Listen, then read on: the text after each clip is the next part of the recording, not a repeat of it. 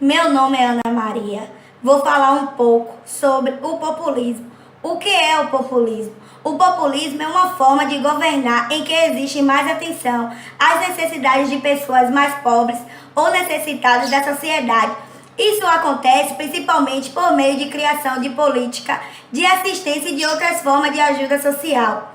O populismo recebeu esse nome porque nessa maneira de governar, o povo é o objeto central do governo e as decisões tomadas têm o objeto de conquistar apoio popular para o governante. Vou falar alguma característica do populismo. O governante costuma ser uma figura cativante e muito popular. Existe a busca por meio de ter uma relação bem próxima com os cidadãos. Aprovação de medidas de assistência social que garantem direitos ao povo. Uso de propaganda pessoal de governantes. São feitos grandes investimentos financeiros para desenvolver o país. Aumento da inflação como consequência dos atos e investimentos feitos pelo governo.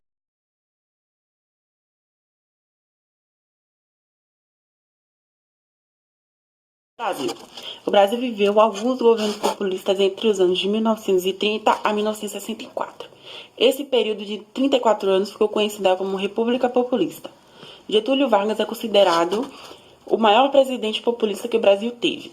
Além dele, foram presidentes nesse período José Linhares, de 1945 a 1946, Érico Gaspar Dutra, de 1946 a 1951, Café Filho, de 1954 a 1955, Carlos Luiz, 1955, Nereu Ramos, 1955 a 1956, Juscelino Kubitschek, de 1956 a 1961, Jânio Quadros, de 1961, e João Goulart, de 1961 a 1964. O populismo e a era de Vargas. Getúlio foi o presidente do Brasil duas vezes. O primeiro entre 1930 a 1945 e a segunda a 1951 a 1954.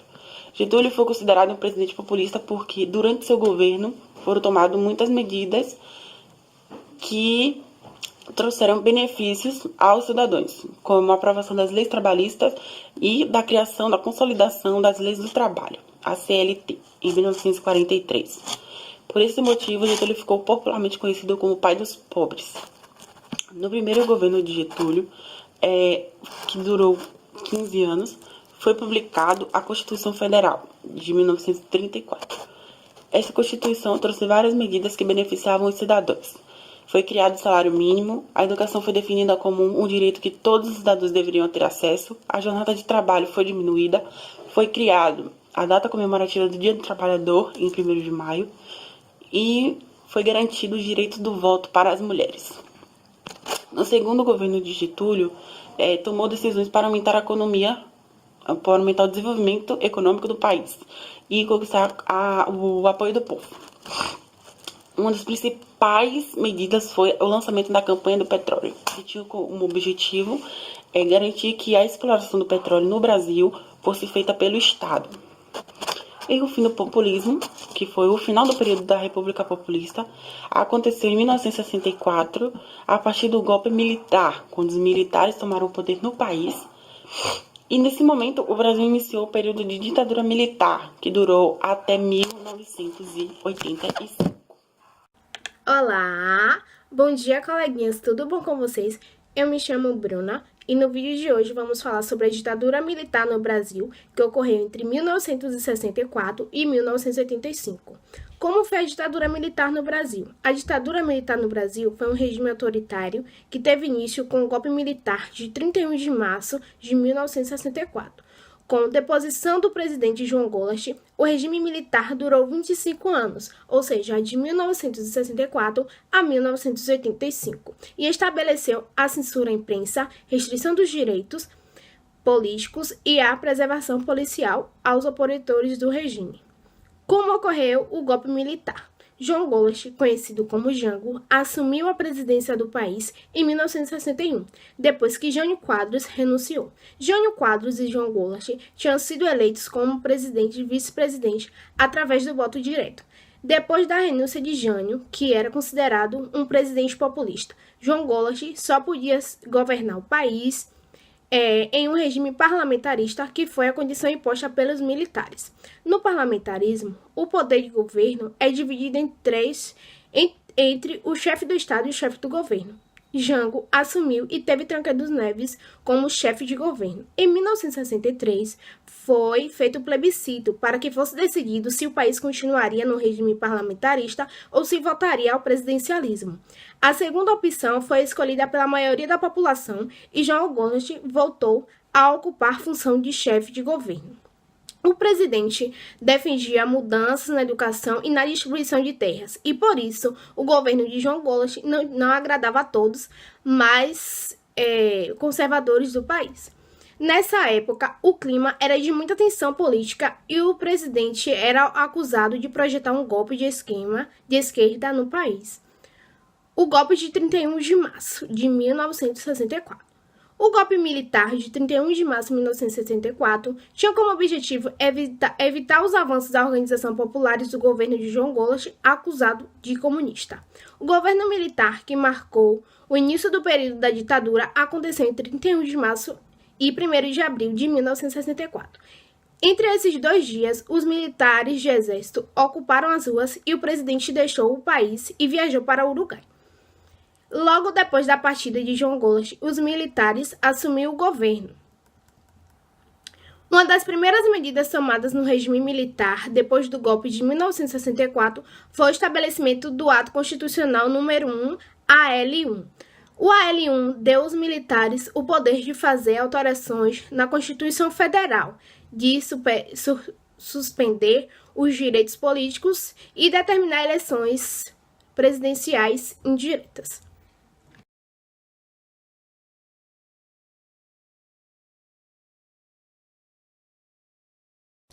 A concentração do poder. Em termos econômicos, os militares trataram de recuperar a credibilidade do país junto ao capital estrangeiro.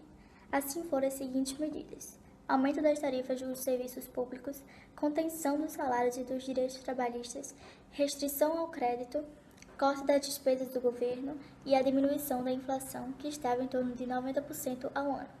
Entre os militares, porém, havia discordância. O grupo mais radical, conhecido como Linha Dura, pressionava o grupo de Castelo Branco para que não admitisse atitudes de insatisfação e afastasse os civis do núcleo de decisões políticas. As divergências internas entre os militares influenciaram na escolha do novo general-presidente. Presidentes durante a ditadura militar no Brasil. Marechal Castelo Branco é um dos responsáveis pela realização do golpe militar. Ele governou o Brasil de 1964 até 1967 e o seu governo foi considerado muito autoritário. Entre suas medidas destacam-se as de caráter político, como o cancelamento de direitos políticos dos cidadãos, o controle sobre a existência de partidos e a criação do bipartidarismo. No bipartidarismo, só era permitida a existência de 2 partidos no país: a Arena, que é a Aliança Renovadora Nacional, e o MDB, Movimento Democrático Brasileiro. Antes de terminar o governo, em 1967, Castelo Branco outorgou uma nova Constituição Federal.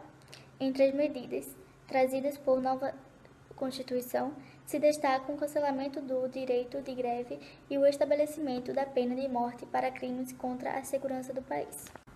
Arthur da Costa e Silva foi presidente de 1967 e 1969 e também esteve envolvido na organização e execução do golpe de 1964.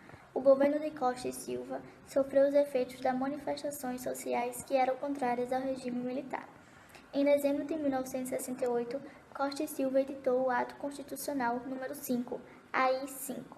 O decreto é considerado o mais repressor do período do regime militar.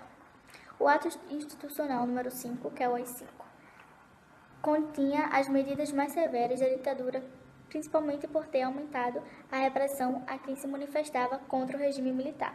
O decreto manteve as normas que tinham sido estabelecidas na Constituição Federal de 1967 e acrescentou que, durante o período de recesso do Congresso Nacional, o presidente poderia assumir a função legislativa, criar leis e intervir nos estados e nos municípios sem precisar respeitar os limites da Constituição. Foram proibidas as manifestações populares contra o regime militar. Foi suspenso o direito de habeas corpus para pedir liberdade provisória em caso de crime político, crime contra a ordem econômica e social, contra a segurança nacional ou economia popular.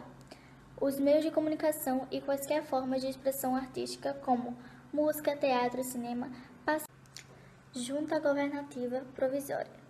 A junta foi responsável pelo governo do Brasil por 2 meses, logo depois da morte do presidente Costa e Silva. Era formada por Augusto Rademacher, da Marinha, Aurélio de Lira Tavares, do Exército, e Márcio de Souza e Melo, da Aeronáutica. Nesse curto período, a junta decretou o Ato Institucional número 14, o AI 14, que estabeleceu a permissão da pena de morte e da prisão perpétua no Brasil em caso de guerra que fosse revolucionária ou subversiva. Essa medida foi uma tentativa de reprimir os movimentos sociais contrários à ditadura que se espalhavam no país. Emílio Gonçalves Médici foi presidente entre os anos de 1969 a 1974. Nesse governo, a repressão e a censura seguiram sendo aplicadas com muita intensidade, tanto que o período do governo ficou conhecido popularmente como Anos de Chumbo, do regime militar. Ernesto Geisel ocupou o cargo de presidente do Brasil por 5 anos, de 1974 a 1979. Ele foi o primeiro presidente do regime militar que fez um governo com menos agressividade e com abertura para a volta da democracia. João Figueiredo foi o último presidente da ditadura militar de 1979 a 1985. O governo dele seguiu o mesmo ritmo do governo Geisel, com uma lenta abertura ao retorno da democracia. Figueiredo permitiu que as pessoas que foram condenadas por crimes políticos e os exilados brasileiros pudessem voltar a viver no país, através da publicação de Lei Anistia.